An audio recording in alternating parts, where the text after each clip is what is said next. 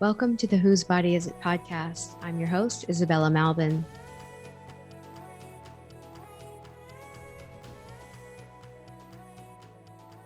For those of you who don't know me, I'm a birth worker, life coach for sovereign women, hypnotist, and a former liberal feminist turned radical truth teller. On this podcast, I expose the forces at play attempting to control our minds and bodies, such as transgender ideology, porn, prostitution, and so much more. Together, we'll untangle patriarchal lies as you listen to jaw-dropping interviews with women from around the world. Warning, while listening to this podcast, you might find yourself triggered or perhaps notice where you've been biting your tongue on the issues that matter most to you. In my coaching, I help women stop getting triggered by every freaking thing, cultivate resilience, stop unwanted behaviors, and increase self-confidence. You can book your first session at whosebodyisit.com. And I want to just say that it's because of your endless support that I'm able to interview amazing women, get their stories out, and produce regular episodes for all of you. So with that being said, please like, comment, and subscribe to my channel on YouTube. And if you're just listening in, leave a rating and review on Apple Podcasts or Spotify, and consider making a financial contribution via the link in the show notes. You can also visit my activist sticker shop.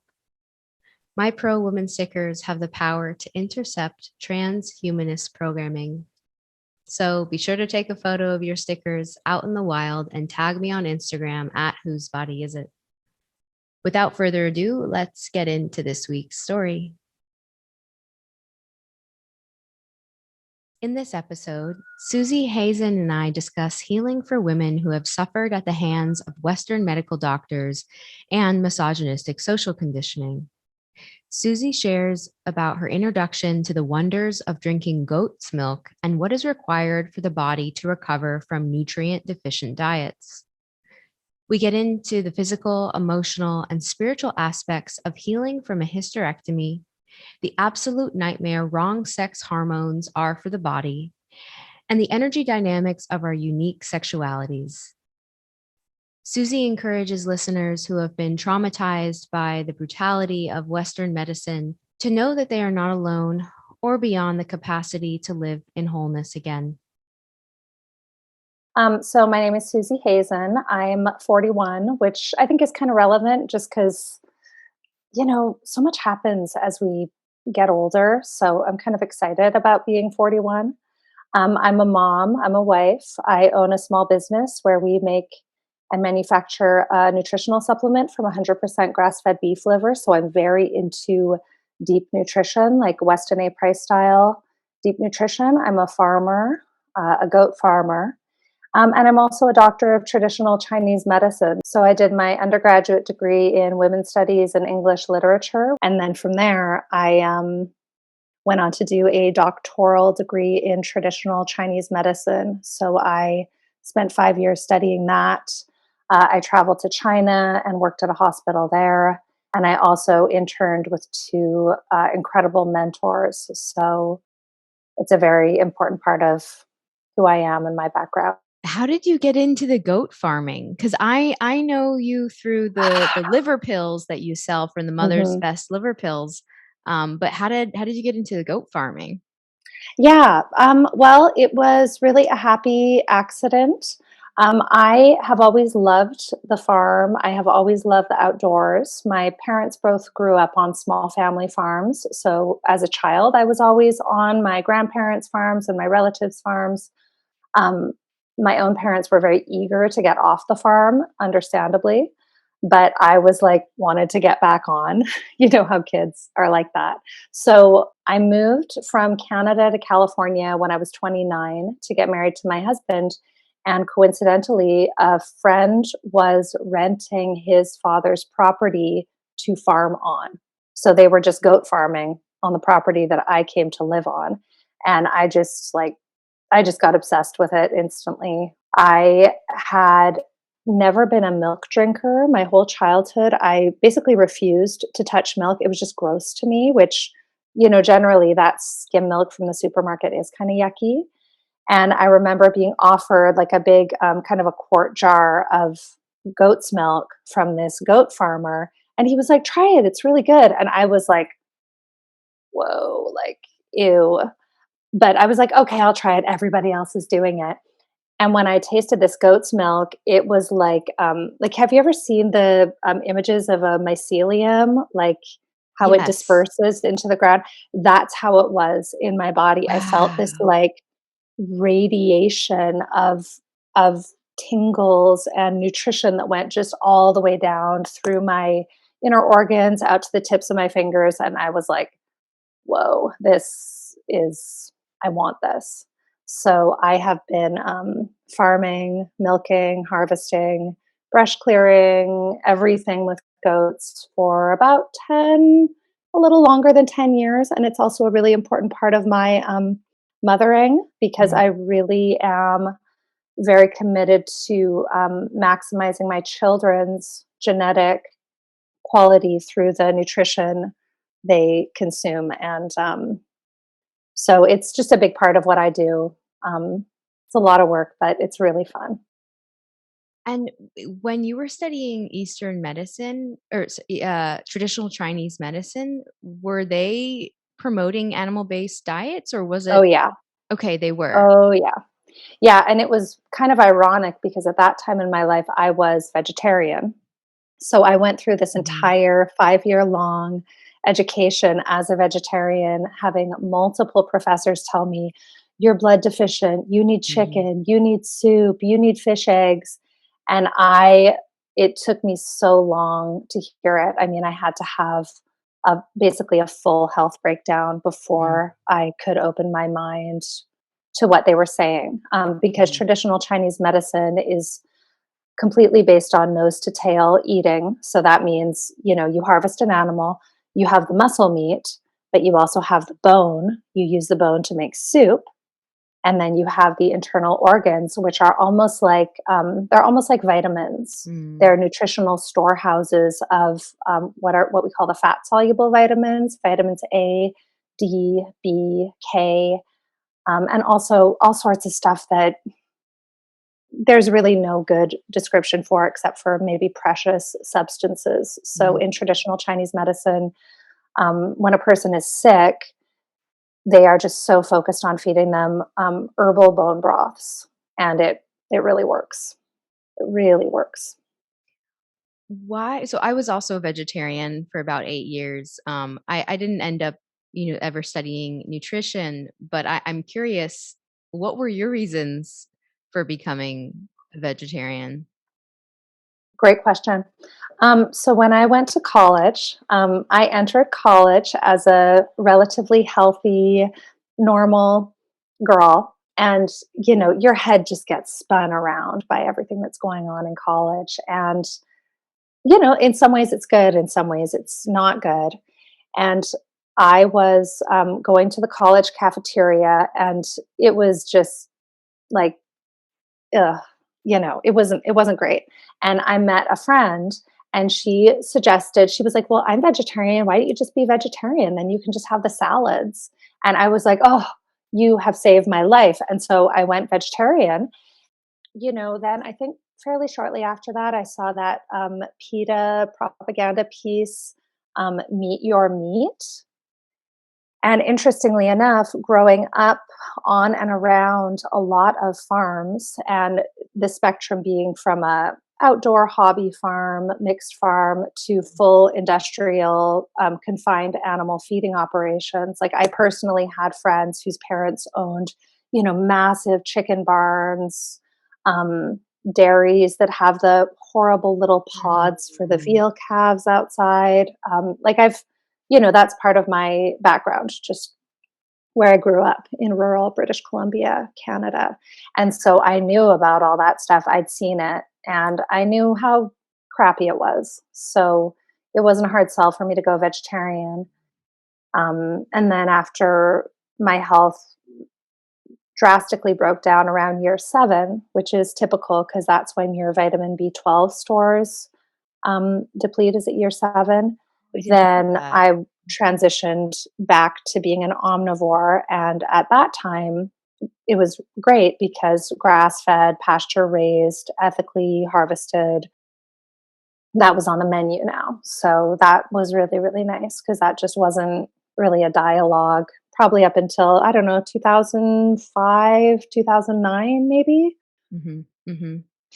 Did you encounter, I mean, I'm sure you did, so I guess I should say it. When did you encounter the kind of the narrative of, saving the female animals and kind of the intersection of, or kind of using that as a feminist, uh, I guess, Yeah. justification?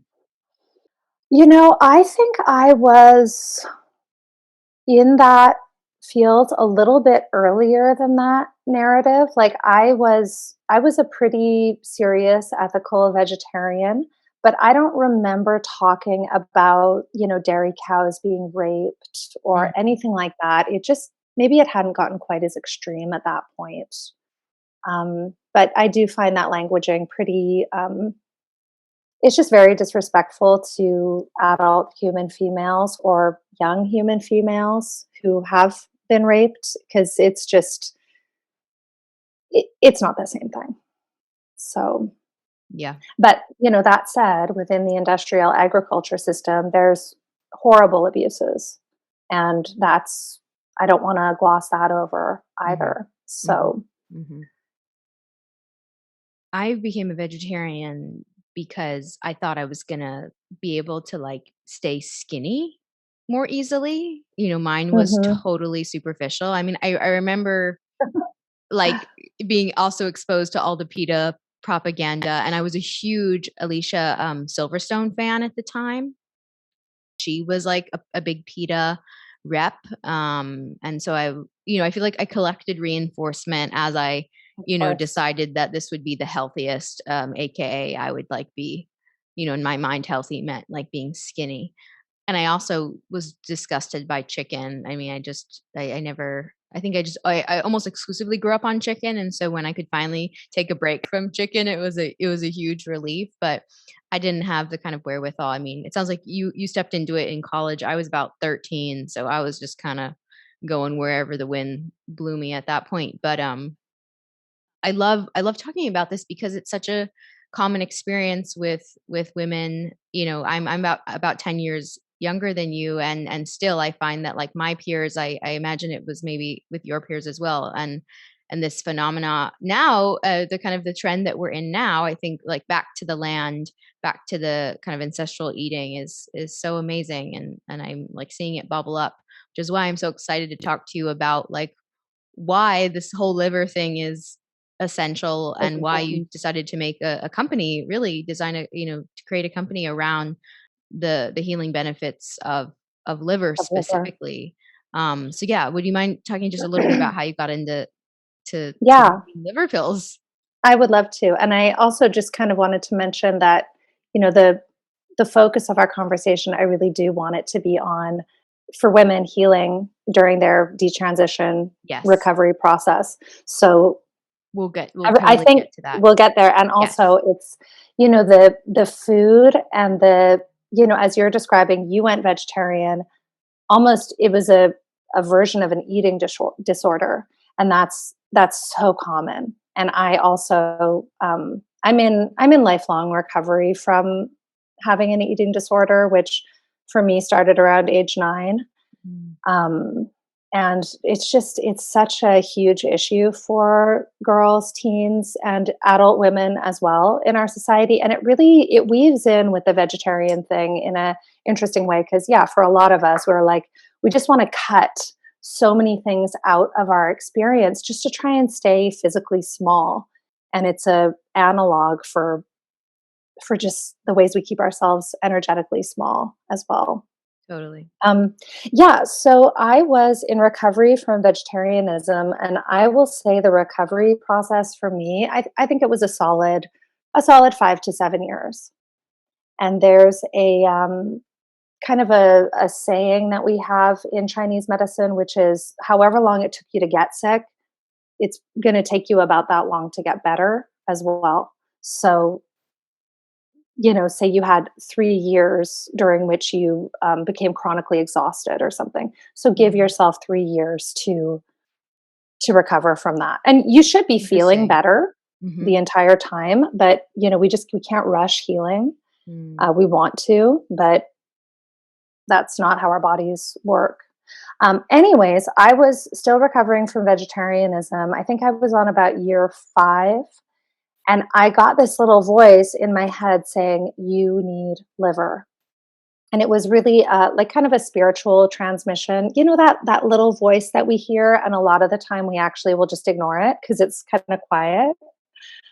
But I kept hearing this voice saying, "You need liver," and so I tried to cook liver several times, and I just couldn't learn to like the taste. A Mhm. lot of people do. A lot of people adore liver and crave liver, and that is awesome. But for me, I couldn't learn to like the taste. Mhm. And so I just went online and looked up a recipe. Like I just looked into other options and I found a little recipe online for making your own liver pills. And I did it. And it was similar to my experience with the raw goat's milk, where I felt this dramatic increase in my energy level, and I felt almost fully embodied on the earth for the first time since childhood.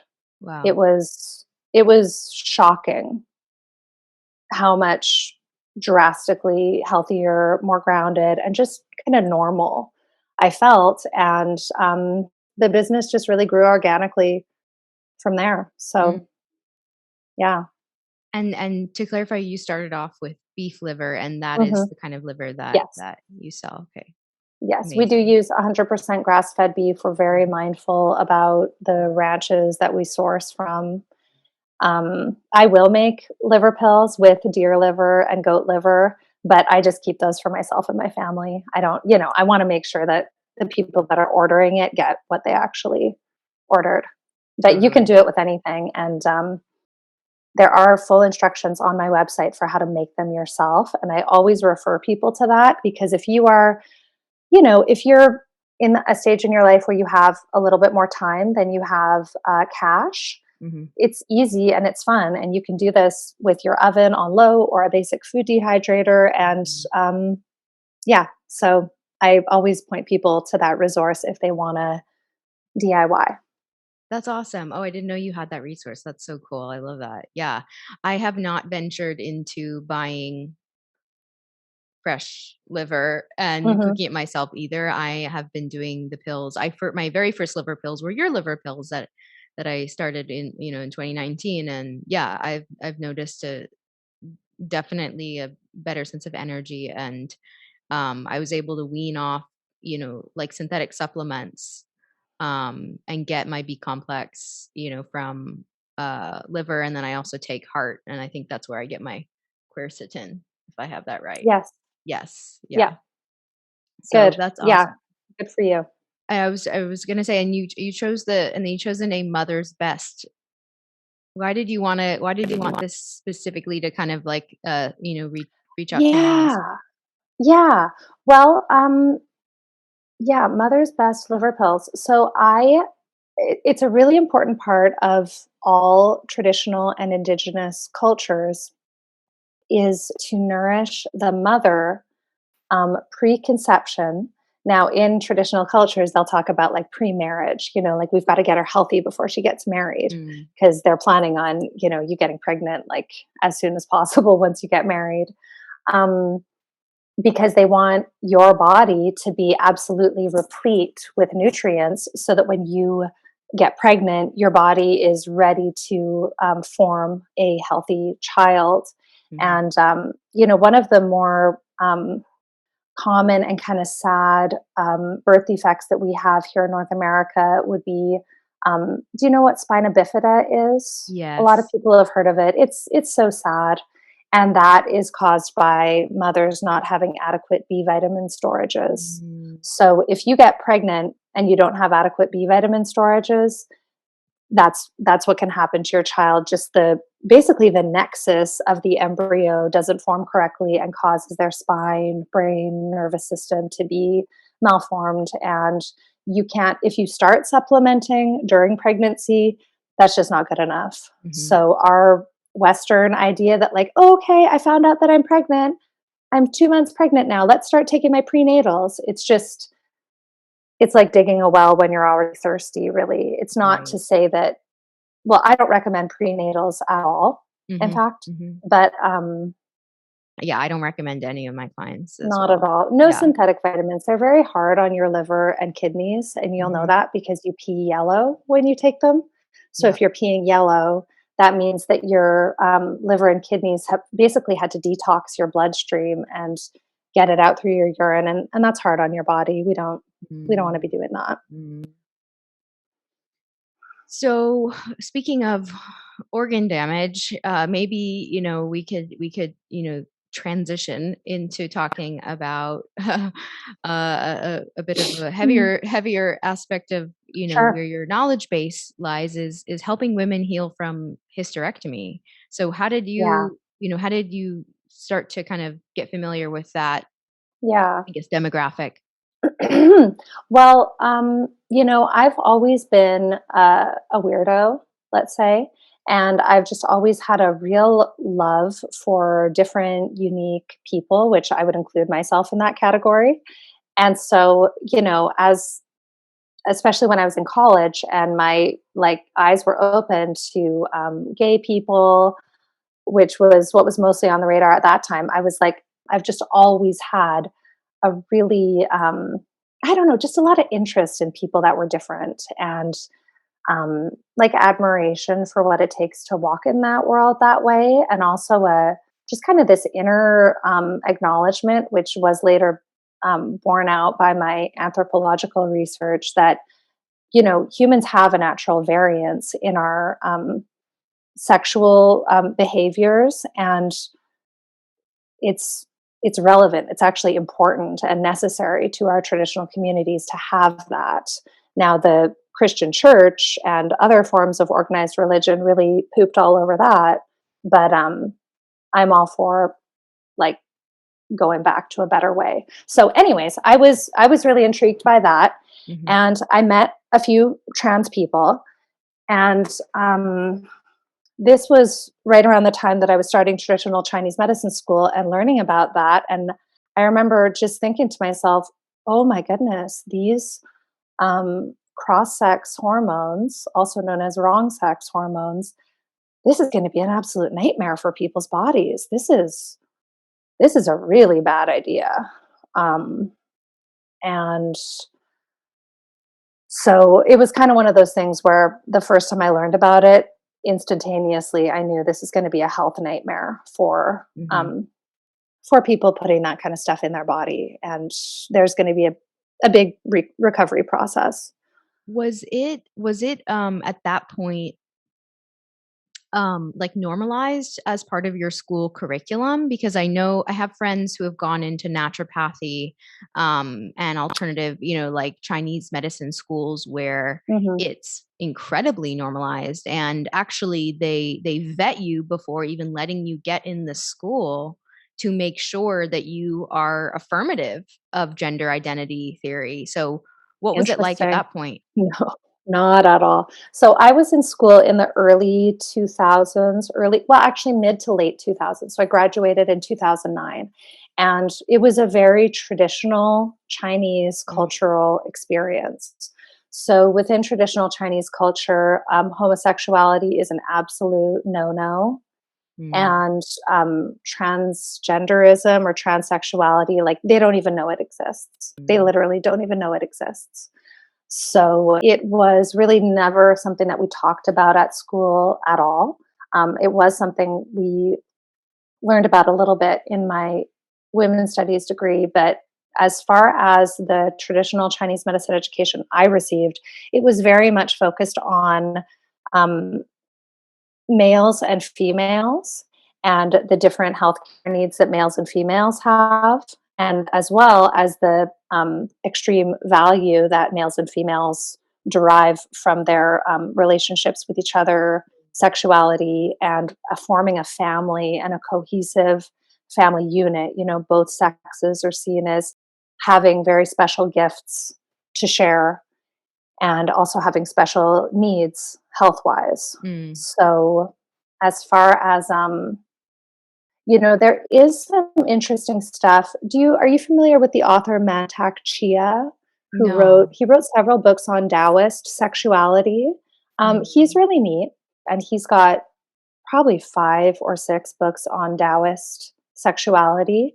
And in those books, he actually talks about gay people, and he makes special health recommendations for gay men as well as gay women, because being when you're heterosexual, when you're in a sexual relationship with the opposite sex, our bodies actually have a natural balancing effect that they do with each other, which for the men, it almost kind of tones them down. Whereas for the women, it kind of energizes us. Mm. Um, and just one of the ways that, you know, dimorphic sex or heterogeneous sexed animals, such as humans, it's just one of the ways we balance our hormones is Wow. by experiencing sexuality and relationship with the opposite sex. So for gay people, he, he has no negativity about it, but he says for gay women, he highly recommended yoni sunning for gay women. Wow.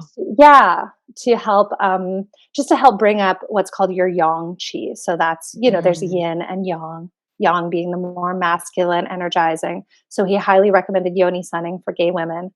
Wow. Um, yeah, and I don't remember what his specific recommendations were for gay men, but it probably would have been more like things to help with like calming your energy. Mm. Because when there's 2 men in relationship and sexuality, that can kind of like really ramp things up.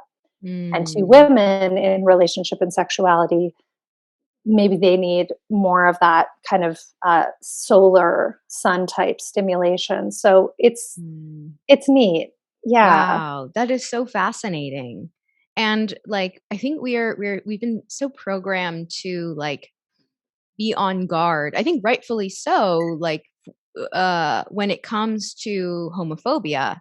And so one might hear that initially and totally write it off because without kind of understanding like what a Taoist tradition is and like the body as this kind of healing ground that like does Hmm. have needs, right? Even that is controversial Yes, to say that like we might not be getting something yeah, because of our sexuality, right? Even that, and that's not a judgment. That is like an observation from the lens of Chinese medicine, so traditional Chinese medicine. So I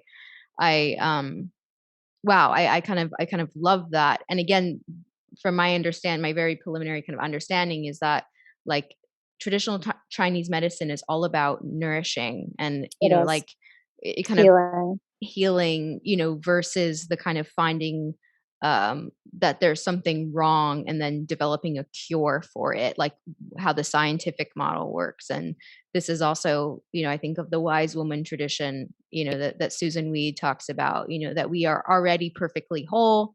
And what we are lacking is, nourishment, whether that's coming through this, from the sun or from a sexual relationship, whatever that is. So I love the idea of all, like, my lesbian friends just, like, sunning their yonis, like, getting charged up, like, I love that. Totally, totally. I think it's really awesome. It's a great practice for, straight or bisexual women as well. Totally, It's a great practice totally. for anyone, but yeah, I think it's interesting, and I would love to, hear more from lesbian women in the traditional Chinese medicine or traditional healing realm, so maybe Mm, that's, maybe that's something that you'll be able to bring in at some point. that would be Um, awesome. yeah. And, I was so excited to have this conversation with you for so many reasons, but and I think I mentioned this to you as we were getting ready, for this, that, um one issue that I see, with the detransitioned women who I've kind of coached and worked with just from getting to know them and speaking with them regularly, I've noticed that because there has been such an entrenchment in, the medicalization, like that part of their lives was so steeped in synthetic hormones and sometimes irreversible surgeries that even when they come out of that degree of medicalization and pathology, there is still some attachment that resembles just the average person's attachment to the Western model of care or the allopathic model.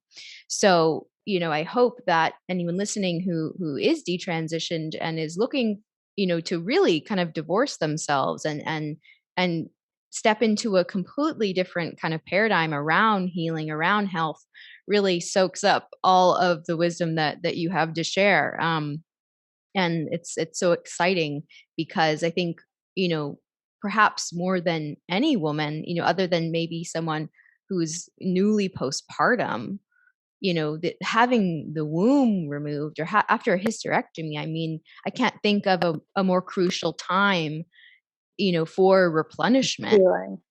Yeah. Yeah. Yeah. Yeah, maybe we Yeah. should talk a little bit about healing after a hysterectomy. This will get into a bit more of a serious tone because this is really sad stuff.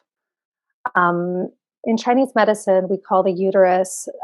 It has a really beautiful name, which is called the palace of the child. Isn't that beautiful? The Oh my palace of the gosh. child. I know we lose so much with our Latin medical language. I mean, uterus versus palace of the child. I mean, which one would you like to have? Wow. The menstrual flow is called Tian Gui, which means the dew of heaven. So, traditional Chinese medicine, although in some ways modern Chinese culture has become very sexist, traditional Chinese medicine absolutely venerates the miracles of a woman's body. So, for a woman to lose her palace of the child is it's sad. I mean, it's just there's gonna there's gonna be a grieving process, and I hope a process of self forgiveness, and it may be a spiral that kind of plays out over the years to come, because the uterus has so many functions that it does other than just procreative. One of the big functions that it performs is a water metabolism function. And, that's not recognized in Western medicine, which is absolutely ridiculous. But I would almost guarantee that most gynecologists could um, observe that empirically. Because if we imagine our womb, it's gathering blood and fluids um, throughout the month and then discharges them in the form of our flow. Mhm. And interestingly enough, that is one of the reasons why women have our average 7 year longer lifespan than males, is because as we discharge that fluid, we also discharge metabolic byproducts and toxins. Wow. So, So yeah, one could presume that without the yeah, uterus, you've lost that function now. the Your lifespan lifespan shortened. will possibly. Wow. It's very possible. That now there is another plus. There is a slight plus in that you're not losing blood and iron every month. Mm. Although it's not it's not a net plus. It's not a net plus. So let's see here. So you've lost this water metabolism cleansing function.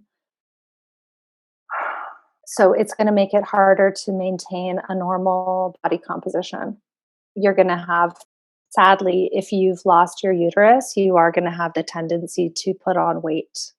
And Mm. that's, for women, that can be really a sticky subject, but I think it's good to acknowledge that some of us may have health conditions that do make it harder for us to maintain, a body composition within the realms of normal. And so I think it's important to acknowledge that that will probably be a challenge for most women that have lost their womb. So, what I suggest is looking into some of the nutritional pathways that are recommended for postmenopausal women. So, that is looking at more of the animal based, low carb nutrition. Because when we're performing our monthly flow every month, there's this massive nutritional output that's needed to make that happen. If you don't have your womb anymore, your caloric needs are less, your metabolic rate is lower. There's just, um, yeah, so you want to be focusing on really nourishing your body with foods that are very nutrient dense, that contain a lot of vitamins, minerals, and fats in them, but not a lot of, kind of extra calories from carbs. Mm. So, bone broth, meat, anything on the more carnivore keto spectrum as far as your diet goes. But also, exploring that gradually and kind of testing it out for yourself, because sometimes going into really strict dietary paradigms can trigger a whole eating disorder or vibe, and we don't want that. Mm-hmm. Mm-hmm. That's great information. I mean, what would you say, on the spiritual side, like losing the womb? And I mean, I know structurally that is when an organ, it gets plucked out. Hmm. Everything else shifts as well. It's not like everything just kind of stays perfectly in place and intact. Everything kind of Yeah. moves and kind of rearranges. So I guess that would be again on the kind of the physical plane. But what would you recommend, yeah, on kind of the spiritual side of losing your womb? Yeah. Well, we have a spiritual organ and we have a physical organ. So that's what causes phantom limb pain. Western medicine is like, we don't know what causes phantom limb pain. Chinese medicine is like, hello, it's because you have a spirit organ and a physical organ. So Wow. your spirit organ is still there. So your spirit womb is still there. That can never go away. So if I were going through this, I would meditate on it. I would put my hands gently on my belly and send love and healing to that space in my body. I might pursue things like abdominal massage with a very skilled practitioner. I would be Mm. very mindful who I ever received any sort of healing work from, energy work from. I think castor oil packs would be wonderful. Resting with a hot water bottle on your belly would be wonderful. Mhm. Massaging herbal oils, or just coconut oil onto your belly, and just giving yourself so much love and forgiveness, and visualizing your Mm. spirit womb is what I would do. Mm. I love those practices. That sounds so Yeah, yeah. nourishing. I also want to mention scar rolling as well.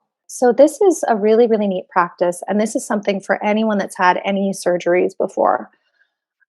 So anytime you have a scar anywhere on your body, that is a sign to give that body part extra love and attention. So there's a really wonderful therapy called scar rolling, and you only want to practice this when your surgical scar has totally healed.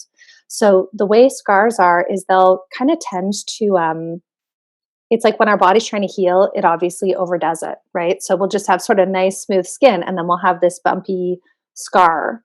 And Mhm. so you want to take the scar and actually kind of use your fingers in a rolling motion and gently lift the scar off of the fascia underneath Wow. it, and just kind of gently mobilize it and kind of try and bring it back into alignment with the rest of your skin, because often the scars will adhere to the fascia Mm. under your Mm. skin. It goes, skin, fascia, and then is where your muscle layer will be. So you want to kind of help so that those three layers can move again. Mm.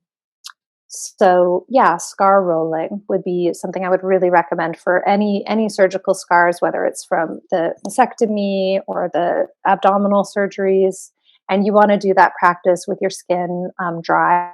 You don't want to put on like lotion or body oil or anything like that. Just do it with your skin dry, because that allows you to get more of a grip on it and actually get that little bit of friction you need. Mm. And if you do have a scar that is adhered to the fascia or the muscle layer under your skin, don't in any way try to like rush this process. Just let this be something that you do. Like I have a C-section scar. So this is just something I do like before bed as I'm doing my kind of evening basic mini self-care routine, and I found it was adhered to the muscles under on my abs, and it took me maybe even a few days or a couple weeks before it kind of came loose. And then I was like, oh, okay, my skin is moving freely again. So you'll get there, but don't try to rush it.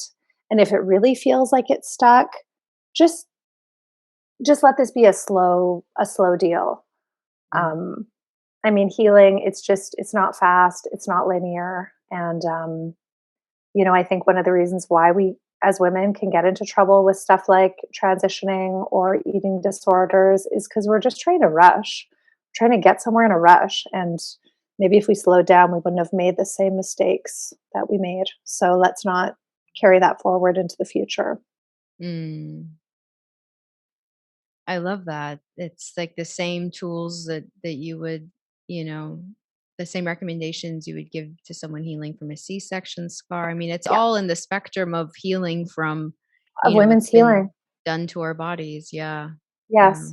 And I mean, if you're a woman healing from detransition, I want you to understand that you are well within the normal range of what other women are healing from as well. Mhm. You're not the only one that's experienced horrible medical traumas at the hands of gynecology and at the hands of just regular medicine as well. So I want you to feel I want you to know that there's just so many other women and men going through stuff, walking around, looking normal, working full time, parenting, taking care of elderly family members, doing all this stuff and you can't tell because people just do a really good job of looking normal and acting normal. I know this because I've been in the medical field for so long. Almost every single person has something going on with their health, literally almost every single person. So just try to know that even though you're going through something really hard, so are other people. So I don't know. To me, it helps that makes me feel more normal with my various little quirky health issues that I have had, just to know that I'm not alone. Thank you so much, Susie, for all your wisdom and where can women find you and what is your website? Yeah, I'm on Instagram as Suuzi Hazen. So maybe we'll put it in there, but it's SUUZIHAZEN. I'm not super active on Instagram. Sometimes I am, but social media is pretty harmful to the feminine mind for me. So I go on and off of it. And I would also say when you're healing from some Mm. mental traumas or any mental illness spectrum stuff, social media is something you got to be really careful with. So I'm on there, and then there's my website, mothersbestliverpills.com. And I have a couple of resources on there as well. Awesome. Thank you so much. I will include your links in the show notes. If you enjoyed this episode and you'd like to help support my work, please share it with others, post about it on social media, or leave a rating and review. To stay in the loop for my latest coaching programs, hypnosis sessions, free resource guides, and more, follow me on Instagram at whosebodyisit and visit my website, whosebodyisit.com.